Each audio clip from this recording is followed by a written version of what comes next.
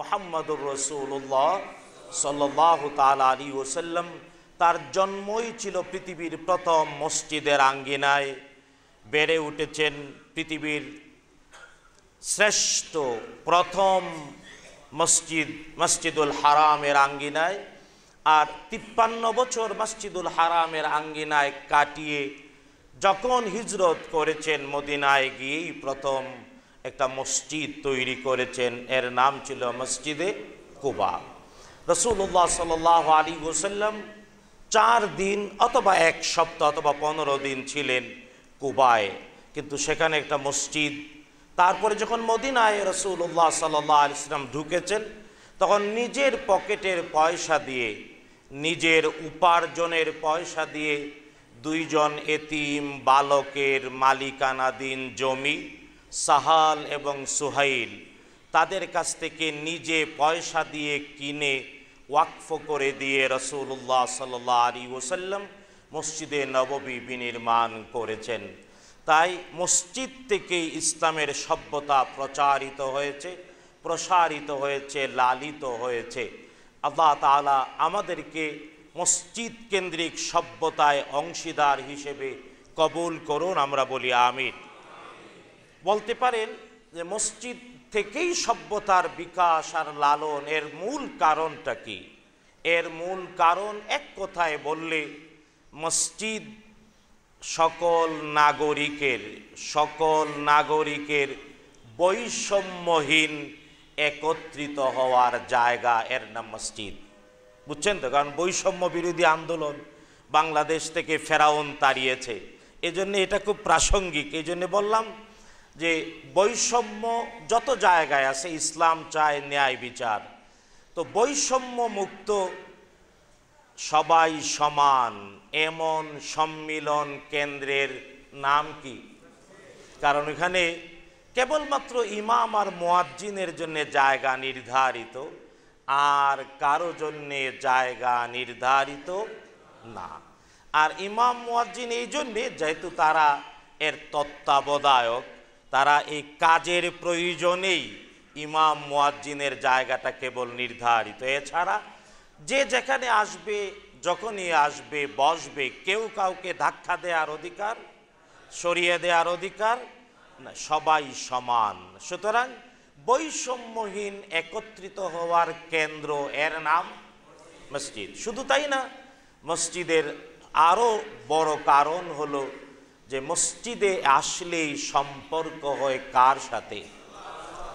তাই এক কথায় মসজিদ ওই কেন্দ্রের নাম যেখানে সবাই সমান, সবাই একত্রিত হতে পারে, যেখানে উঁচু নিচু, কালো সাদা, ধনী গরিব, নেতা কর্মীর কোনো পার্থক্য নাই, এবং সবাই মিলে তার একজন রবকেই ডাকে, তার স্রষ্টাকেই ডাকে, স্রষ্টার সাথেই সম্পর্কযুক্ত হয় সবাই। তাই মসজিদ 2টি জিনিসের সমন্বয় করে। একটা হলো পৃথিবীতে থাকা বনি আদম অথবা জিন সন্তান, মানুষ আর জিন, এদেরকে সম্পর্কযুক্ত করে দেয় কার সাথে? আল্লাহ তাআলার সাথে।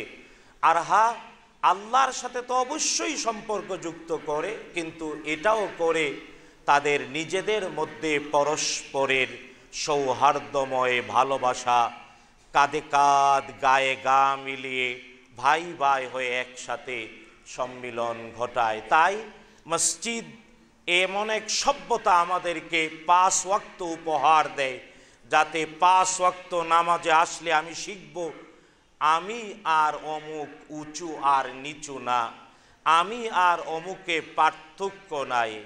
আমার নিচে হয়তো কাজ করে, অধীনে কাজ করে বটে, কিন্তু আল্লাহর বান্দা হিসেবে পৃথিবীতে অধিকার আমার মতোই তার। সবাই সমান, বলেন সবাই সমান। আর হ্যাঁ, সবাই যখনই সমান, তাই সবাই মিলে মাথা ঝুঁকিয়ে দেয় কার সামনে? আল্লাহ সুবহানাহু ওয়া তাআলার সামনে। আল্লাহ সুবহানাহু ওয়া তাআলার একান্ত নৈকট্য অর্জন করে সেজদার মাধ্যমে। আর সেজদা নামাজেরই অবিচ্ছেদ্য অংশ, অবিচ্ছেদ্য রুকন।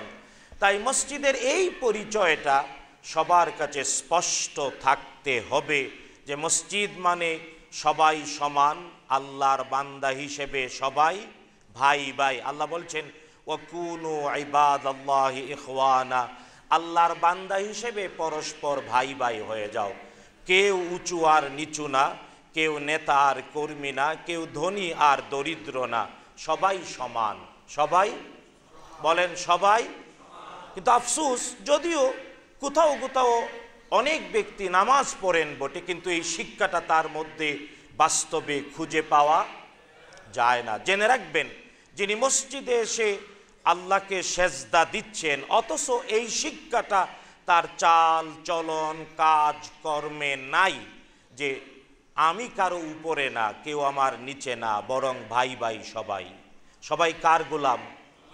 কার গোলাম? আল্লাহর গোলাম। এতটুকু চেতনা যার মধ্যে ঢুকে না, ওর নামাজ কবুল হওয়ার সম্ভাবনা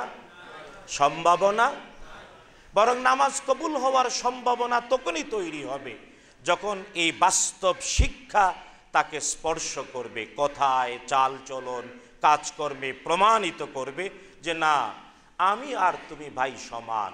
আমার গায়ের রক্ত লাল, তোমার গায়ের রক্ত লাল। তোমাকেও এক মা দুধ পান করিয়েছে, আমাকেও মা দুধ পান করিয়েছে। আমিও বাবার শুক্রাণু ডিম্বাণু থেকে এসেছি, তুমিও এসেছো। তাই মৌলিকভাবে আমরা সবাই সমান। এখানে কেউ কারো উপরে কর্তা হওয়ার সম্ভাবনা।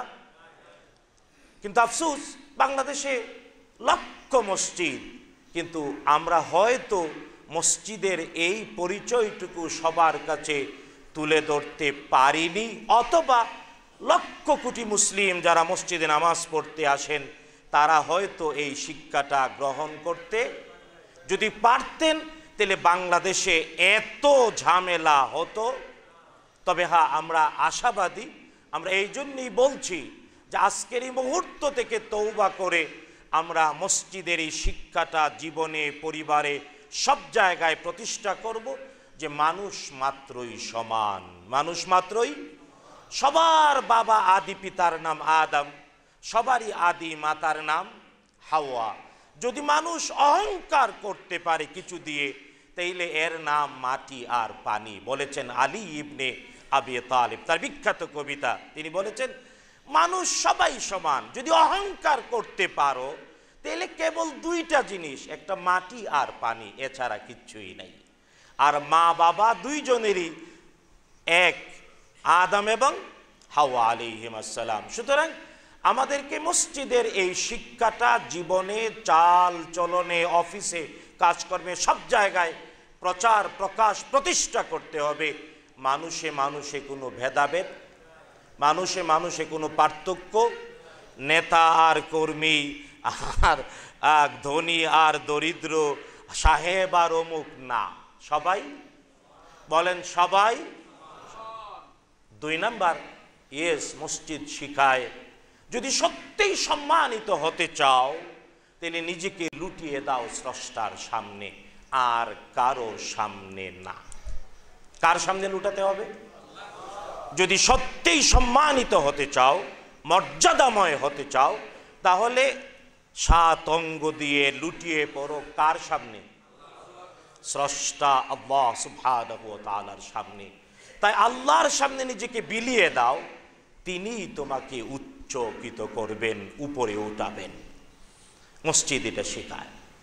যদিও আল্লাহ সুবহানাহু ওয়া তাআলার সামনে লুটিয়ে পড়তে গিয়ে আমরা নামাজে দাঁড়াই, নামাজ আমাদেরকে আল্লাহ সুবহানাহু ওয়া তাআলার অতি নৈকট্যে পৌঁছে দেয়, একেবারে কাছে পৌঁছে দেয়। তবে একটা প্রতিবন্ধকতা এর সুফল পাইতে দেয় না। কয়টা প্রতিবন্ধকতা?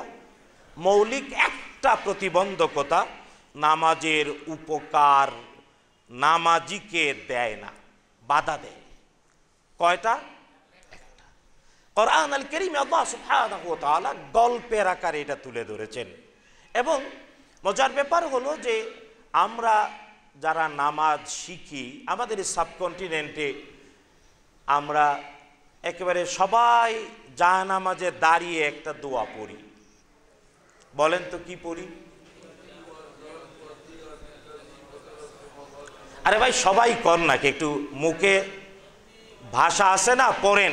ইন্নী ওয়াজ্জাহতু ওয়াজহিয়া লিল্লাযী ফাতারাস সামাওয়াতি ওয়াল আরদা হানিফা ওয়া মা আনা মিনাল। যদিও আমাদের সাবকন্টিনেন্টে দোয়াটা জায়নামাজের দোয়া হিসেবে পড়ানো হয়, কিন্তু বিশুদ্ধ হাদিস দ্বারা প্রমাণিত এটা নামাজের ভিতরের দোয়া। সানা তাকবীর আল্লাহু আকবার বলার পরে এই দোয়া, এই আয়াত পড়া যায়। কিন্তু এই আয়াতে নামাজের উপকার পাওয়ার প্রতিবন্ধকতার ঘোষণা আছে, এবং এটা একটা জিনিসই, একটা। তবে হ্যাঁ, এই যে ইন্নী ওয়াজ্জাহতু ওয়াজহিয়া লিল্লাযী ফাতারাস সামাওয়াতি ওয়াল আরদা হানিফান ওয়া মা আনা মিনাল মুশরিকিন, এই কথাটা কে বলেছিলেন? ইব্রাহিম আলাইহিস সালাতু ওয়াস সালাম বলেছিলেন। কখন বলেছিলেন? আল কোরআন আল কারীমের 6 নম্বর সূরা, প্রত্যেকেই মিলায়ে দেখবেন। আল কোরআন আল কারীমের 6 নম্বর সূরা আল আনআম, সূরাতুল আনআম। সূরাতুল আনআম এর 75 নম্বর আয়াত আল কারীমা থেকে আল্লাহ তাআলা শুনিয়েছেন ওই বাস্তব সত্য গল্প, যা ইব্রাহিম আলাইহিস সালামের জীবন। ইব্রাহিম, আমরা তাকে ভুলি না, কারণ তিনি মুসলিম মিল্লাতের পিতা, নবীগণের পিতা। আমাদের এমনকি বিশ্বনবী মুহাম্মদুর রাসূলুল্লাহ সাল্লাল্লাহু তাআলা আলাইহি ওয়াসাল্লাম যখন মেরাজে গিয়েছিলেন, 7 আকাশে 9 জন নবীর সাথে সাক্ষাৎ হয়েছে মুহাম্মদুর রাসূলুল্লাহ। আকাশ 7টা, আর নবীজি সাল্লাল্লাহু আলাইহি ওয়াসাল্লামের সাথে সাক্ষাৎ হয়েছে 7 আকাশে কয় জনের? 9 জনের, কারণ 2টা আকাশে 2 জন করে। তবে 7ম আকাশে বাইতুল মামুর, ফেরেশতাদের যে মসজিদ, ফেরেশতাদের মসজিদের ঠেস দিয়ে বসে থাকা ইব্রাহিম আলাইহিস সালাতু ওয়াস সালামের সাথে সাক্ষাৎ হয় আমাদের প্রিয়তম হাবিব মুহাম্মদুর রাসূলুল্লাহ সাল্লাল্লাহু আলাইহি ওয়াসাল্লাম। নবীজি বললেন, কেন যেন আমার চেহারার মতো চেহারা, আমি তার মতো। নবীজি বলেছেন, আমি যেন তার মতোই। তো ইব্রাহিম আলাইহিস সালাতু ওয়াস সালাম মুহাম্মদুর রাসূলুল্লাহ সাল্লাল্লাহু তাআলা আলাইহি ওয়াসাল্লামের সাথে সাক্ষাৎ করলেন, কথা বললেন। তবে হ্যাঁ, তিনি আবার রাসূলুল্লাহ সাল্লাল্লাহু আলাইহি ওয়াসাল্লামের মাধ্যমে আমাদের জন্য সালাম পাঠালেন। 8 জন, 7 আকাশের 9 জনের 8 জনই এই কাজ করেন নাই, একজন করেছেন। তার নাম ইব্রাহিম আলাইহিস সালাতু ওয়াস সালাম। তিনি বলেছেন, হে মুহাম্মদ সাল্লাল্লাহু আলাইহি ওয়াসাল্লাম, আপনার মাধ্যমে আপনার উম্মতের প্রতি আমার আসসালাম, সালাম কন্যা। সুবহানাল্লাহ। আমরা ওই সালামের জবাব দিতে বাধ্য দেই, এই জন্যে আমরাও দুরুদ শরীফে ইব্রাহিম আলাইহিস সালামের নাম আমরা বলি সল্লি আলা বারিক আলা। সালাত এবং বরকত দুইটার জন্য ইব্রাহিম আলাইহিস সালাতু ওয়াস সালাম এবং তার বংশধর, যদিও আমরাও এর ভিতরে, আমরাও বলেন না, আমরাও ঈমান এনে থাকলে, কারণ বংশ পরিচয় কেবল রক্তের দ্বারাই প্রতিষ্ঠিত হয় না, ঈমান দিয়েও হয়। কি দিয়ে হয়? ঈমান দিয়ে। সুতরাং আমরা সকল নবীর প্রতি বিশ্বাস করি। যারা নবীদের প্রতি নিরঙ্কুশ বিশ্বাস স্থাপন করে, তারা নবীদের আত্মীয়ে পরিণত হয়। তাই মুহাম্মদুর রাসূলুল্লাহ সাল্লাল্লাহু আলাইহি ওয়াসাল্লামের উম্মত হিসেবে যারা বিশ্ব নবী সাল্লাল্লাহু তাআলা আলাইহি ওয়াসাল্লামের প্রতি যথাযথ বিশ্বাস করে এবং তার অনুসরণ করে, তারাও নবীজির বংশধর। এই জন্য বিখ্যাত একটা আরবি কবিতা আছে, আলুর রসুল হুম তাবিউহুম, নবীর বংশ তারাই যারা নবীর প্রতি বিশ্বাস করে, তার পদাঙ্ক অনুসরণ তথা সুন্নাহ মেনে চলে। যদি তা না হতো তাহলে আবু লাহাব নবীর বংশ হয়ে যেত। কিন্তু আবু লাহাব নবীজির আপন চাচা হওয়া সত্ত্বেও বংশ হতে। দলিল কি? কোরআন আল করিম। আল্লাহ তাআলা নূহ আলাইহিস সালামকে তার পুত্রের ব্যাপারে বলেছেন। নূহ আলাইহিস সালাম মহাপ্লাবনে তার পুত্রকে ডেকে বললেন, ইয়া বুনাইয়া ইরকাব মা'ানা, হে কলিজার টুকরো সন্তান, আমাদের সাথে নৌকায় আরোহণ করো। ওয়ালা তাকুম মা'আল কাফিরিন, সত্য অস্বীকারী এই পানিতে ডুবন্তদের সাথে থাইকো না। ছেলে ভাব দেখায় কইল, সাউই ইলা জাবালিন ইয়াসিমুনি মিনাল মা, ওই সুউচ্চ পাহাড়টাতে আমি আরোহণ করব, তোমার পানির বন্যার মৃত্যু থেকে আমারে পর্বত বাঁচাইয়া দেবে। কিন্তু আল্লাহ বললেন মুহূর্তেই, ওয়াহালা বাইনাহুমা মাউজুন ফাকানা মিনাল মুগরাকিন, মুহূর্তেই বিশাল ঢেউ এসে পিতা পুত্রের মাঝখানে পার্থক্য করে দিল। ঢেউয়ের তুরে পিতার নৌকা দূরে চলে গেল, আর পুত্রও মুগরাকিন ডুবে গেল। কিন্তু বাবা, এটা আরবি কবিতা আছে, ইন্নামা আউলাদুনা আকবাদুনা তামশি আলাল আর, সন্তান সে তো হলো কলিজার ঘাম, মাটিতে হাঁটে। প্রত্যেক ব্যক্তির সন্তানই তার কলিজার ঘাম, যা মাটিতে হাঁটে। কবি বলছে, লা ওয়াহাবাতির রিহু আলা বা'দিহিম লাম তানআতিল আইনু আনিল গামাদ, যদি দমকা হাওয়াও বাচ্চার উপর দিয়ে বয়ে যায়, তাইলে চুকে ঘুমকে নিবারণ করে। চুক হলো ঘুমের ঠিকানা, কারণ প্রথম বর্ষি মারে আয়সা চুকে। মানে রবীন্দ্রনাথ বলেছে, অঙ্গ আসে অলস হয়ে নেতিয়ে পড়া অলস ঘুমে, ঘুম অলস করে দেয়। প্রথম কেন্দ্র কই? চুক। কিন্তু কবি বলছে, বাচ্চার উপর ধমকা হাওয়াও যদি যায়, তাইলে চুকে ঘুম বারণ করে। আশা তো দূরের কথা, কয় সর সর সর। প্রত্যেক বাবারা বুঝে। তো নূহ আলাইহিস সালাম তার কলিজার টুকরো পুত্র সন্তান, আল্লাহ তাআলার কাছে এবার দোয়া করলেন, ইন্নাবনি মিন আহলি ওয়া ইন্না ওয়া'দাকাল হাক্কু ওয়া আনতা আহকামুল হাকিমিন। ও আল্লাহ, আমার কলিজার ঘাম, আমার ঔরসের সন্তান, সে তো আমার বংশধর, তোমার ওয়াদা সত্য, তুমি তো সূক্ষ্ম বিচারক। আল্লাহ কঠিন ভাষায় বলে, হে নূহ, ইন্নাহু লাইসা মিন আহলিক, সে তোমার ঔরস জাত হতে পারে, কিন্তু তোমার বংশধর না। কারণ ইন্নাহু আমালুন গায়রু সালিহ, তার কাজকর্ম ভালো না, আমল আর আখলাক ভালো না। তাই আমল আখলাক ভালো না থাকলে বাবার ঔরস থেকে জন্ম নিলেও বংশধর হবে না। কে বলেছেন? আল্লাহ সুবহানাহু ওয়া তাআলা। অপরদিকে যার বিশ্বাস এবং আনুগত্য আর অনুসরণ ঠিক আছে, সে বংশধর দাবি করতে পারে। এই জন্যে যারাই মুহাম্মদুর রাসূলুল্লাহ সাল্লাল্লাহু আলাইহি ওয়াসাল্লামের প্রতি বিশ্বাস এনে তার সুন্নাহ মেনে চলে, তারাও আমরাও নবীজির আরে কইতে পারতাম, মানে ভয় লাগতেছে না? এত কইলাম তারপরেও বিশ্বাস হয় না?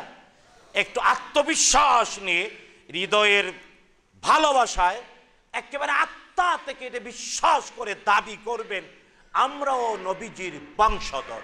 বলেন আমিন। এটা কিয়ামত পর্যন্ত কন্টিনিউ হবে। হ্যাঁ, আল্লাহ সুবহানাহু ওয়া তাআলা, কোত্থেকে জানি কোথায় গেলাম, হ্যাঁ, ইব্রাহিম আলাইহিস সালাতু ওয়াস সালামের বংশধর আমরা। এটা বোঝানোর জন্য কোরআনের আয়াত দিয়ে এতগুলো কথা বললাম। এটা বিশ্বাস করবেন প্রত্যেকটা ঈমানদার, যারা মুহাম্মদুর রাসূলুল্লাহ সাল্লাল্লাহু তাআলা আলাইহি ওয়াসাল্লামের সুন্নাহ মেনে চলেন, আমরা সবাই রাসূলুল্লাহ সাল্লাল্লাহু আলাইহি ওয়াসাল্লামের, তবে রক্তের না, বিশ্বাসের বংশ। কিসের বংশ? কিসের বংশ? বিশ্বাসের বংশ। তবে হ্যাঁ, প্রাসঙ্গিক এটাও জানা উচিত, কিয়ামত পর্যন্ত রাসূলুল্লাহ সাল্লাল্লাহু আলাইহি ওয়াসাল্লামের রক্তের বংশধরও থাকবে, রক্তের বংশধরও থাকবে। তবে এখানে একটা বিষয় এটা জানা উচিত, যে রাসূলুল্লাহ সাল্লাল্লাহু আলাইহি ওয়াসাল্লামের পুত্র কেউ বেঁচে ছিলেন না। রাসূলুল্লাহ সাল্লাল্লাহু আলাইহি ওয়াসাল্লামের 3 জন পুত্র, মতান্তরে 2 জন, আর কন্যা ছিলেন 4 জন। 4 জন কন্যা আর 3 জন অথবা 2 জন পুত্র। রাসূলুল্লাহ সাল্লাল্লাহু আলাইহি ওয়াসাল্লামের 3 জন অথবা 2 জন পুত্র সবাই শৈশব অথবা কৈশোরে পৃথিবী থেকে বিদায় নেন। বেঁচে ছিলেন কন্যারা, আর কন্যাদের মধ্যে 4 জনের 1 জনের কোনো সন্তান ছিল না, 3 জনের 8 জন সন্তান ছিল। 3 কন্যার কয়জন? 8 জন। এর মধ্যে একা ফাতেমাতুজ জাহরা, রাসূলুল্লাহ সাল্লাল্লাহু আলাইহি ওয়াসাল্লামের ছোট মেয়ে ফাতেমা আজ জাহরা, ওনার একাই ছিল 5 জন সন্তান, এবং 3 জন ছিল পুত্র, হাসান, হুসাইন এবং মুহসিন। কিন্তু আফসোস, আমাদের সোসাইটিতে অধিকাংশ লোক হাসান হুসাইন মুহসিনরে চিনেই না। মুহসিনকে কিন্তু হাসান হুসাইনের আপন ভাই তো, আলী রাদিয়াল্লাহু তাআলা সন্তান তো, ফাতেমাতুজ জাহরার সন্তান তো, তাই আমরা সবাইকে ভালোবাসি। বলেন না, আমরা সবাইকে ভালোবাসি। কেবল বিভ্রান্ত রাফেজি শিয়া যারা ইসলামের বাহিরে, ওরা ওই 2 জন নিয়ে না পায়, বা 1 জন, তাও শুধু কয় খালি 1 জনের। অথচ হাসান রাদিয়াল্লাহু তাআলা আনহু তিনিও শহীদ। তিনিও কি? হাসান রাদিয়াল্লাহু তাআলা শহীদ, কিন্তু কেবল 1 জনকে নিয়ে ওটা বিভ্রান্তি। আল্লাহ হেদায়েত নসিব করুন। তো রাসূলুল্লাহ সাল্লাল্লাহু তাআলা আলাইহি ওয়াসাল্লামের কন্যাদের মধ্যে ফাতেমাতুজ জাহরা রাদিয়াল্লাহু তাআলা আনহা, তার 5 সন্তান, এবং যেহেতু তিনি আলী ইবনে আবি তালিব রাদিয়াল্লাহু তাআলা আনহুর সাথে বিবাহ বন্ধনে আবদ্ধ ছিলেন, আলী রাদিয়াল্লাহু তাআলা রাসূল সাল্লাল্লাহু আলাইহি ওয়াসাল্লামের আপন চাচাতো ভাই, আবু তালেবের পুত্র, আবু তালেবের পুত্র। তাই আবু তালেব রাসূল সাল্লাল্লাহু আলাইহি ওয়াসাল্লামের আপন চাচা, আলী আপন চাচাতো ভাই, আর তার মেয়ে ফাতেমাতুজ জাহরা আলী রাদিয়াল্লাহু তাআলার স্ত্রী। এই জন্যে এখানে এসে বংশ একত্রে হয়ে গিয়েছে। বুঝতে পেরেছেন? স্বাভাবিকভাবে মেয়েদের থেকে ব্যক্তির বংশ প্রতিষ্ঠিত হয় না, কিন্তু এখানে হয়েছে, কারণ রাসূলুল্লাহ সাল্লাল্লাহু আলাইহি ওয়াসাল্লামের মেয়ের বিবাহ হয়েছে তারই বংশে। বুঝতে পেরেছেন? এই জন্যে বংশ একত্রিত হয়ে এখান থেকেই কিয়ামত পর্যন্ত রক্তের সম্পর্কীয় টিকে থাকবে। আর এই জন্যে রাসূলুল্লাহ সাল্লাল্লাহু আলাইহি ওয়াসাল্লাম জানিয়ে দিয়েছেন, ইমাম মাহদি শেষ জামানায় পৃথিবীতে আসবেন। তার বাবার নাম হবে আব্দুল্লাহ, মায়ের নাম হবে আমিনা, আর তিনি আরবি ভাষাভাষী হবেন। তাই বলে বাংলাদেশের ওই বুয়েটের এক প্রফেসর, সে তাবলিগ করতো, সৌদি আরব যায় নিজের মাহদি দাবি করছে, সৌদি আরবে অ্যারেস্ট করছে। কত মাহদি দাবি করিয়া লোকজন আছে। যাই হোক, এটা জেনে রাখবেন, ইমাম মাহদি সত্য রাসূলুল্লাহ সাল্লাল্লাহু আলাইহি ওয়াসাল্লামের ডাইরেক্ট রক্তের বংশধর। তার বাবার নাম আব্দুল্লাহ, মায়ের নাম আমিনা, তার নাম মুহাম্মদ, নামটাও হবে মুহাম্মদ। তার প্রকাশ হবে মদিনা থেকে মক্কায় রমাদান করিমে। রমাদানের 15ই রমাদান জুমার বার হবে, আর এর আসর থেকে মাগরিবের সময়ে মুলতাজাম বা কাবার দরজার সামনে তার বহিঃপ্রকাশ ঘটবে ইমাম মাহদি হিসেবে। আর তিনি তখন এই পৃথিবীতে আবার সত্য ন্যায়ের বিচার এবং সত্য ন্যায়ের শাসন, এবং মানুষে মানুষে ভেদাভেদ নাই, সবাই সমান প্রতিষ্ঠা করবেন কল্যাণ সমাজ আর রাষ্ট্র। বলছিলাম, ইব্রাহিম আলাইহিস সালাতু ওয়াস সালাম মুহাম্মাদুর রাসূলুল্লাহ সাল্লাল্লাহু তাআলা আলাইহি ওয়াসাল্লামকে মেরাজে আমাদের জন্য সালাম পাঠিয়েছেন। বলেছেন, আপনার উম্মতের প্রতি আমার পক্ষ থেকে। আর এই সালাম আমরা পেয়েছি, জবাবে আমরা ইব্রাহিম আলাইহিস সালামের প্রতি সালাত করি, বারাকাত করি। আমরা পড়ি আল্লাহুম্মা সাল্লি আলা মুহাম্মাদ ওয়া আলা আলি মুহাম্মাদ কামা সাল্লাইতা আলা ইব্রাহিম ওয়া আলা আলি ইব্রাহিম ইন্নাকা হামিদুম মাজিদ। আল্লাহুম্মা বারিক আলা মুহাম্মাদ ওয়া আলা আলি মুহাম্মাদ কামা বারাকতা আলা ইব্রাহিম ওয়া আলা আলি ইব্রাহিম ইন্নাকা হামিদুম মাজিদ। ওই যে ইব্রাহিম আলাইহিস সালাতু ওয়াস সালাম, তিনি আল্লাহ সুবহানাহু ওয়া তাআলার পরিচয় নিশ্চিত হয়ে বলেছিলেন, ইন্নী ওয়াজ্জাহতু ওয়াজহিয়া লিল্লাযী ফাতারাস সামাওয়াতি ওয়াল আরদা হানিফান ওয়া মা আনা মিনাল মুশরিকিন। কিন্তু কিভাবে বলেছিলেন? 6 নম্বর সূরা সূরাতুল আনআম এর মধ্যে আল্লাহ তাআলা বলেছেন, আপনারা মিলায়ে দেখবেন, 6 নম্বর সূরা সূরাতুল আনআম এর 75 নম্বর আয়াত থেকে বললে আল্লাহ বলছেন, আউযু বিল্লাহি মিনাশ শাইতানির রাজীম, ওয়া কাযালিকা নুরি ইব্রাহিমা মালাকুতাস সামাওয়াতি ওয়াল আরদ ওয়া লিয়াকুনা মিনাল মুকিনিন।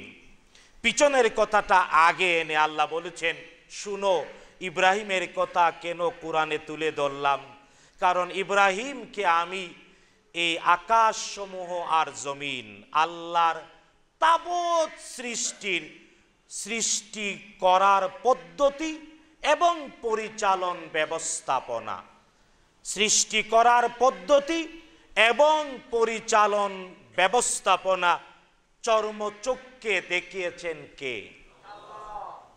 আল্লাহ তাআলা। টোটাল সৃষ্টির পদ্ধতি এবং কিভাবে তা পরিচালিত হচ্ছে এর ব্যবস্থাপনা চর্মচক্ষে আল্লাহ দেখিয়েছিলেন ইব্রাহিম আলাইহিস সালাতু ওয়াস সালামকে, যাতে করে ওয়ালিয়াকুনা মিনাল মুকিনিন, তিনি শতভাগ দৃঢ় বিশ্বাসী হতে পারেন। তবে কেন, কি জন্য আল্লাহ দেখালেন? এবার ঘটনা আল্লাহ বলছেন। ঘটনার বাস্তবতা হলো, ইব্রাহিম আলাইহিস সালাতু ওয়াস সালাম তিনি এই পৃথিবীতে জন্ম নেয়ার আগে তখন যে শাসক ছিল সিরিয়ার, ওই বর্তমান তুরস্ক সিরিয়ার ওই এলাকাটা নিয়ে, ওখানে যে শাসক ছিল তার নাম ছিল নমরুজ, বাংলায় কয় নমরুদ, তো আসল আরবি উচ্চারণ নমরুজ।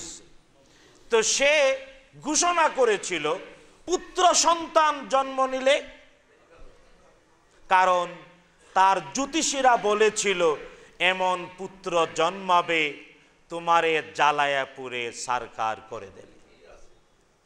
তো এই ভয়ে সে ঘোষণা করে দিল, কেউ পুত্র জন্মালে কি? ইব্রাহিম আলাইহিস সালাতু ওয়াস সালামের মা তাকে গর্ভে ধারণ করলেন। রাজকীয় ফরমান,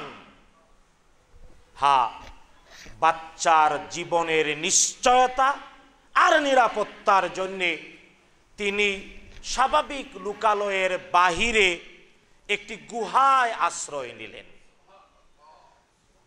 আমি আপনাদের যাদের টাকা পয়সা আছে, পৃথিবী ভ্রমণের অভ্যাস আছে, আমি বিনীত অনুরোধ করি দেখে আসবেন।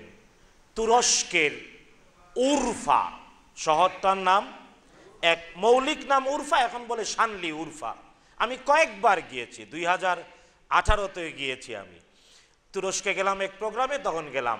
ইস্তাম্বুল থেকে 1.5 ঘন্টার ফ্লাইট, শানলি উরফা সিরিয়ার সীমান্তে, যেখানে ইব্রাহিম আলাইহিস সালামের জন্মের ওই গুহাটা আজও আছে। সুবহানাল্লাহ কইবেন না? ইব্রাহিম আলাইহিস সালাতু ওয়াস সালামকে তার মা জন্ম দিলেন একটা গুহায়। কেন? নমরুদের ভয়ে, হত্যা করে ফেলে কিনা। ওই গুহাতে মা আশ্রয় নিলেন এবং তাকে প্রসব করলেন। প্রসবের পরে মা মাঝে মাঝে যেতেন দুধ পান করানোর জন্যে। মা তো দুধ পান করানোর জন্যে যেতেন আর রেখে আসতেন। যদিও ইবনে কাসির বর্ণনা করেছেন, ইব্রাহিম আলাইহিস সালাতু ওয়াস সালাম শৈশবে তার 3টা আঙ্গুল চুষলে, বছর 2 যখন পূর্ণ হলো তখন থেকে 3টা আঙ্গুল চুষলে 3 প্রকার জিনিস বের হতো। একটা আঙ্গুল চুষলে দুধ বের হতো, আরেকটা আঙ্গুল চুষলে মধু বের হতো, আরেকটা আঙ্গুল চুষলে বিশুদ্ধ পানি বের হতো। তবে অনেকে বলতে পারেন ইব্রাহিম আলাইহিস সালাতু ওয়াস সালাম শৈশবে তার আঙ্গুল চুষলে মধু, দুধ আর পানি বের হতো। আমাদের হাবিব মুহাম্মাদুর রাসূলুল্লাহ সাল্লাল্লাহু তাআলা আলাইহি ওয়াসাল্লাম আল্লাহ নবীজির ডান হাতের এই দুই আঙ্গুলের মাঝখান দিয়ে পানির ঝর্ণা বের করে দিয়েছিলেন। এটা মনে করবেন না অতীতের নবীগণের মুজিজা বিশ্ব নবীর চেয়ে বড়। জেনে রাখবেন অতীতের সকল নবীর যত মুজিজা আমাদের হাবিব মুহাম্মদুর রাসূলুল্লাহ সাল্লাল্লাহু আলাইহি ওয়াসাল্লামকে আল্লাহ তাআলা এদের সব কিছুর চেয়ে শ্রেষ্ঠ মুজিজা দিয়েছেন, কারণ তিনি রাহমাতাল লিল আলামিন। তবে হ্যাঁ, ইব্রাহিম আলাইহিস সালাতু ওয়াস সালাম ওই গুহাতে শৈশব আর কৈশোর অতিক্রম করলেন। শৈশব আর যতক্ষণে রাজার ফরমানে হত্যা করার ভয় না গেল ততক্ষণ মা ওই গুহা থেকে ইব্রাহিম আলাইহিস সালামকে বের। জেনে রাখবেন এই পৃথিবীতে মানুষ যত ভালো হয়েছে, এই পৃথিবীতে আজকে আপনারাও নিজে চিন্তা করেন, যে যতটুকু পেয়েছেন মায়ের কারণে, মায়ের অবদান। কিন্তু আফসোস এখন বাংলাদেশে ভালো মা তৈরি হচ্ছে। এখন রাস্তাঘাটে সব অক্সিজেন বেগম আর নাইট্রোজেন খাতুন। রাগ করবেন আপনারা? আজ ভালো মায়ের বড় অভাব। এই জন্যে বাংলাদেশ চোর আর ডাকাতে ভরে গেছে। মা যদি ভালো হতো অবশ্যই সন্তান ভালো। মায়ের খাসলত সন্তান, কারণ তার পেটের ভিতরে থেকে বের হই। তাই মায়ের অভ্যাস সন্তানের উপরে প্রভাব বিস্তার করে। যে যতটুকু ভালো, প্রভাব সবচাইতে বেশি কার? এই পৃথিবীতে নবীগণের জন্য। এমনকি কেবল মা থেকে আল্লাহ জন্ম দিয়েছেন, বাবা ছাড়া। তিনি ঈসা ইবনে। তো ইব্রাহিম আলাইহিস সালাতু ওয়াস সালাম, তার মা, তার অবদান তার জীবনে সব চাইতে বেশি। নবীগণের জীবনেও, সবার জীবনে, আমাদের জীবনেও। আল্লাহ তৌফিক দিন মায়ের মর্যাদা দেয়ার, বলেন আমিন। যাদের মা আছে কপালে চুমু খেয়েছেন কবে? যাদের মা বেঁচে আছে, যাদের মা কবে কপালে চুমু খেয়েছেন, হাতে চুমু খেয়েছেন কবে? প্রতিদিন করবেন। পারবেন? কেউ কথা কয় না। যাদের আছে আল্লাহ হেদায়েত নসিব করুন, বলেন আমিন। ইব্রাহিম আলাইহিস সালাতু ওয়াস সালাম তিনি যখন তার কৈশোর অতিক্রম হলো, নমরুজের হত্যার ভয় কেটে গেল, বের হলেন। হ্যাঁ, তিনি গুহায় বসেই চিন্তা করতে লাগলেন, কে আমার রব, কে আমার স্রষ্টা। রব মানে চারটি মৌলিক গুণ যার আছে তার নাম রব। যিনি অনস্তিত্ব থেকে অস্তিত্ব দিয়েছেন, 2 নাম্বার রক্ষণাবেক্ষণ করেছেন, 3 নাম্বার প্রতিপালন করেছেন, 4র্থ বিবর্ধন করেছেন, বাড়িয়ে তুলেছেন। সৃজন, রক্ষণ, পালন আর বিবর্ধন, 4টি গুণ যে সত্তার, তাকে বলে রব। তো ইব্রাহিম গুহায় শৈশব অতিক্রম করে কৈশোরে খুঁজতে লাগলেন, কে আমার রব। হ্যাঁ, গুহা থেকে বের হলেন। কারণ ওই সময়ে মানুষজন নক্ষত্রকে, ওই সমাজের কিছু মানুষ পূজা করত কিসের?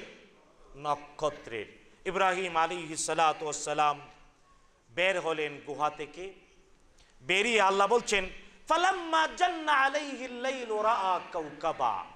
ইব্রাহিম আলাইহিস সালাতু ওয়াস সালাম বের হলেন গুহা থেকে, রাতের আধারে আকাশের দিকে তাকালেন, দেখলেন মিটিমিটি করে জ্বলতে থাকা নক্ষত্র, তারকা।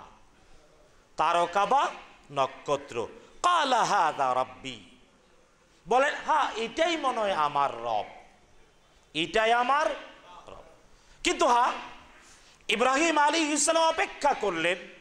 রাতের আধার যখন মিটিয়ে গেল তখন দেখলেন আল্লাহ ফালাম্মা আফালা, দেখলেন রাতের আধার মিটে গেল, তারকার অস্তিত্ব চোখের দৃষ্টি থেকে হারিয়ে গেল। বললেন লা উহিব্বুল আফিলিন, যার অস্তিত্ব চোখে পাই না সে আমার রব হতে। 2 নাম্বার, পরে চিন্তা করতে লাগলেন। রাতের আধারে আকাশে বিশাল চাঁদ দেখলেন, কামার। কামার জেনে রাখবেন, চাঁদের আরবিতে নাম হলো, চাঁদের আরবি নাম 3টা। কয়টা? 3টা। 1 নাম্বার, নতুন চাঁদের নাম হেলাল। হেলাল, হেলাল বহুবচনে আহিল্লা। আল্লাহ বলছেন ওয়ায়াসআলুনাকা আনিল আহিল্লা, নবী হে নতুন চাঁদগুলো সম্পর্কে আপনাকে মানুষ প্রশ্ন করে। তাই চাঁদ একেবারে 1 থেকে 5 পর্যন্ত একে বলে হেলাল, হেলাল। আর 5 তারিখে 6 থেকে নিয়ে 10, 11 পর্যন্ত একে বলে কামার। কামার তার মানে মাঝামাঝি চাঁদ। আর 12, 11 তারিখ, 12 তারিখ, 13, 14, 15 একে বলে বাদার। কি বলে? বাদার। এক চাঁদের কয় নাম? এক চাঁদের 3 নাম। নতুন চাঁদের নাম হেলাল, মাঝখানের নাম কামার, শেষের নাম বলেন না বাদার। বাদার, ব আকার দ র, বয় শূন্য র, বাদার। বাদারুন মানে পূর্ণিমার চাঁদ। কিসের চাঁদ? পূর্ণিমার চাঁদ। তো ইব্রাহিম আলাইহিস সালাতু ওয়াস সালাম মধ্যপক্ষের চাঁদ আকা, ফালাম্মা রাআল কামার। কামার নতুন চাঁদও না, আবার পূর্ণ বদরও না, কামার দেখলেন। বাযিগান, ঝলঝল করছে, সমুজ্জ্বল। ক্বালা হাযা রাব্বি, এটা আমার রব। ফালাম্মা আফালা, কিন্তু দেখলেন না এই আকাশে ঝলঝল করতে থাকা চাঁদ মামা হেও ভাগ্নার ডরে পালায়ে গেছে। বলেন না হে আমার রব হতে। শুধু তাই না, বললেন লা ইল্লাম ইয়াহদিনি রাব্বি লাকুনান্না মিনাদ দাল্লিন, যদি আমার রব আমাকে হেদায়েত না করেন তাইলে অবশ্যই লাকুনান্না মিনাল কওমিদ দাল্লিন, আমি তো বিভ্রান্ত জাতির অন্তর্ভুক্ত হয়ে যাব। এবার সকাল বেলা পূবের আকাশে তাকালেন, দেখলেন ওরে বাবা, ফালাম্মা রাআশ শামসা বাযিগাতান, দেখলেন পূবের আকাশে বিশাল অগ্নি, মানে আগুনের কুণ্ডলীর মতো, বিশাল আগুনের কুণ্ডলীর মতো উত্তাপ নিয়ে পূবের আকাশে উদয় হয়েছে সূর্য মামা। ইব্রাহিম আলাইহিস সালাম বলে হাযা রাব্বি হাযা আকবার, এটা আমার রব, এটা অনেক বড়। কিন্তু না, দেখলেন দুপুর গড়িয়ে বিকেল হতে থাকলো, মামার তেজও এক সন্ধ্যায় মামা হারিয়েও গেল। যখন হারিয়ে গেল তখন ইব্রাহিম আলাইহিস সালাম ফালাম্মা আফালাত, যখন ডুবে গেল, বলেন ক্বালা ইয়া কওমি ইন্নী বারীউম মিম্মা তুশরিকুন, আমি সম্পর্ক ছেদ করছি ওই সকল বস্তু থেকে যা দিয়ে তোমরা আল্লাহর সাথে শরীক করো। সম্পর্ক ছেদ করলেন তাদের সাথে যারা মুশরিক এবং যা দিয়ে আল্লাহর সাথে অংশীবাদ স্থাপন করা হয়। এবার তাওহীদের ঘোষণা দিয়ে ইব্রাহিম বললেন, পড়েন আমার সাথে, ইব্রাহিম বললেন ইন্নী ওয়াজ্জাহতু ওয়াজহিয়া লিল্লাযী ফাতারাস সামাওয়াতি ওয়াল আরদা হানিফান ওয়া মা আনা মিনাল মুশরিকিন। আবারও পড়েন, ইন্নী ওয়াজ্জাহতু ওয়াজহিয়া লিল্লাযী ফাতারাস সামাওয়াতি ওয়াল আরদা হানিফান ওয়া মা আনা মিনাল মুশরিকিন। অর্থ, আমি আমার চেহারা, আমি আমার দেহ, বডি, মন, দেহ সব ফিরিয়ে নিলাম কার দিকে? ওয়াজহিয়া লিল্লাযী, ওই সত্তার দিকে, ফাতারাস সামাওয়াতি ওয়াল আরদা হানিফান, যিনি এককভাবে আকাশ সমূহ আর জমিন সৃষ্টি করেছেন। ওয়ামা আনা মিনাল মুশরিকিন, আর আমি মুশরিক না, অংশীবাদ স্থাপন করি না। ইব্রাহিম আলাইহিস সালাম তার যে এই ঘোষণা, অর্থাৎ শিরক মুক্ত হয়ে, অংশীবাদ মুক্ত হয়ে, মুশরিকদের সাথে সম্পর্ক ছিন্ন করে দাঁড়াতে হবে নামাজে, একক আল্লাহ তাআলার ইবাদতে। এই শিরক মুক্ত হয়ে নামাজে দাঁড়ানোর স্লোগানের নাম ইন্নী ওয়াজ্জাহতু ওয়াজহিয়া লিল্লাযী ফাতারাস সামাওয়াতি ওয়াল আরদা হানিফান ওয়া মা আনা মিনাল মুশরিকিন। কিন্তু আফসোস, ওই ব্যক্তির নামাজ তার উপকারে আসবে না যার মধ্যে শিরক আছে। বুঝাইতে পেরেছি?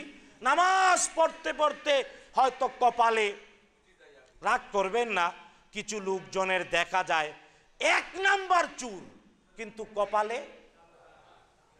কি? আপনারা, আরে ভাই আমি দেহি মাঝে মাঝে কয়েক জায়গায়, আরে বাবা চুল নাম্বার 1, কিন্তু কপালে আবার সব। যার আছে আমি সম্মান করছি না, কিন্তু কষ্টের সাথে এটা বলছি, কষ্টের সাথে।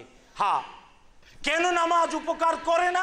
আল্লাহ বলেছেন ইন্নাস সালাতা তানহা আনিল ফাহশাই ওয়াল মুনকার, নিশ্চয়ই নামাজ মন্দ অশ্লীলতা থেকে বিরত রাখে। কিন্তু আফসোস, যে ঘুষ খায়, যে সুদ খায়, রাষ্ট্রের টাকা মেরে দেয়, ব্যাংকের টাকা মেরে দেয়, মানুষের প্রতি অনাচার করে, মানুষে মানুষে ভেদাভেদ করে, কয় আমি সাহেব তুমি অমুক, বুঝতে হবে ওর মধ্যে শিরক আছে। আর নামাজ তার উপকার। তাই বন্ধুগণ, আসুন নামাজ এর উপকার নিশ্চিত করার জন্যে শিরক মুক্ত ইব্রাহিম আলাইহিস সালামের ঘোষিত তাওহীদের কথা মুখেও বলবো, আত্মায়ও বলবো, বাস্তবেও প্রমাণ দিব, চাল চলন আচরণে। আল্লাহ সুবহানাহু ওয়া তাআলা আমাদের সবাইকে শিরক মুক্ত, তাওহীদে ধন্য আর শিরক মুক্তির ঘোষণা দিয়ে নামাজে দাঁড়ানোর তৌফিক দিন। বলেন আমিন। হাদা মা ইনদি ওয়াল ইলমু ইনদাল্লাহ আলাইহি তাওয়াক্কালতু ওয়া ইলাইহি উনীব।